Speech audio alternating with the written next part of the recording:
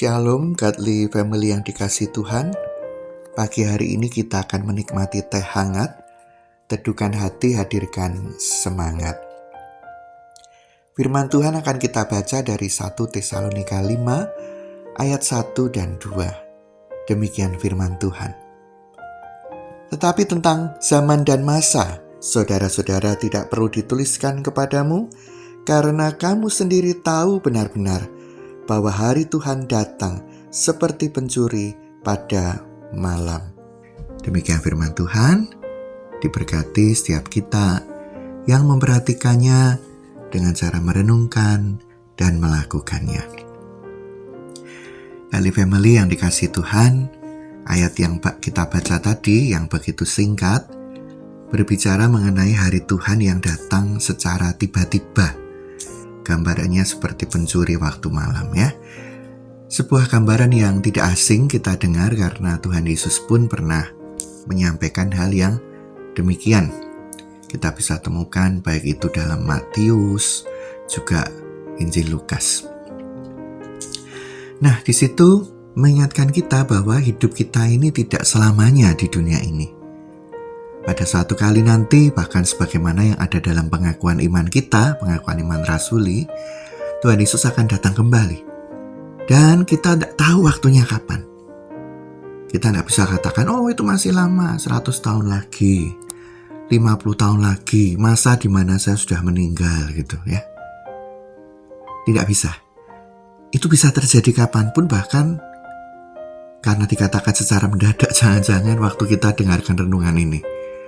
Ya atau 5 menit lagi, 10 menit bisa. Oleh sebab itu, sebagai anak-anak Tuhan, sebagai orang yang mengaku sebagai pengikut Kristus, apakah kita memiliki kesiapan hati, kesiapan diri untuk menyambut kedatangan kedua kali Tuhan Yesus? Bahkan kalau kita mau katakan ya, selain berbicara mengenai kedatangannya yang kedua, bukankah masa hidup kita di dunia ini juga terbatas? Mungkin Tuhan Yesus belum datang kedua kali, tapi dia udah menjemput kita secara pribadi. Hari ini tanggal 28 November 22 tahun yang lalu merupakan hari di mana almarhum ayah saya dipanggil Tuhan. Ya, pada usia yang sangat muda, umur 52 tahun. Itu bisa menimpa siapapun. Bahkan beberapa waktu yang lalu, dalam beberapa hari, di kota asal saya, ada 4 kenalan yang meninggal. Jadi di sini kita melihat waktu kita di dunia ini sangat terbatas dan kita tidak tahu kapan berakhirnya. Oleh sebab itu mari, ketika kita diingatkan seperti ini oleh firman Tuhan, kita boleh memiliki hidup yang semakin berkenan kepada Tuhan. Memang benar bahwa keselamatan tidak ditentukan dengan cara hidup kita, itu hanya anugerah, benar. Tetapi apakah kita mempersiapkan diri untuk menyambut kedatangan Tuhan Yesus itu dengan cara hidup yang seturut dengan kehendak-Nya? Oleh sebab itu mari kita persembahkan cara hidup yang baik. Baik itu hidup di tengah keluarga, hidup dalam pekerjaan kita, dan juga hidup dalam pelayanan. Apakah kehidupan pelayanan kita juga berkenan kepada Tuhan? Kiranya renungan yang singkat ini menjadi berkat bagi kita dan mendorong kita untuk memiliki kehidupan yang berkenan kepadanya menjelang kedatangannya. Amin. Mari kita berdoa.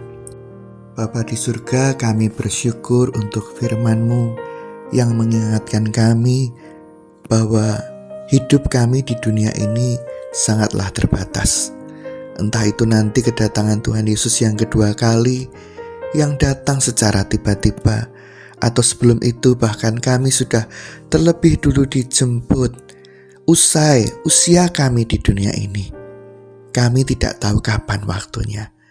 Oleh sebab itu, kami mohon kiranya kami boleh dibimbing oleh Tuhan untuk memiliki suatu kehidupan yang berkenan kepada Tuhan di dalam setiap bagian hidup kami, dalam setiap bidang hidup kami, baik itu di tempat kerja kami, baik itu di tengah keluarga, di tengah masyarakat, dan bahkan di tengah pelayanan. Mohon kiranya hidup kami senantiasa memuliakan nama Tuhan dan berkenan kepada Tuhan. Di dalam nama Tuhan kami Yesus Kristus kami berdoa. Amin.